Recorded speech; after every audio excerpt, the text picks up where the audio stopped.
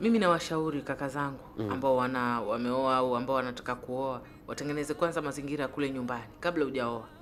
Tengenezee bi mkubwa hali au mzee hali fulani ambao watajitegemea, kwamba hawatakuwa wanategemea kipato chako moja kwa moja. Yani back to back, kwamba kila siku lazima uwatumie. Kuna fikra nyingi, mfano unaweza ukawakabidhi boda boda. Sasa watoto wengi wa kiume wakioa, mama zao wanaogopa, kwa sababu wanajua kwamba kutokana na kuoa mke amembadilisha ama nini.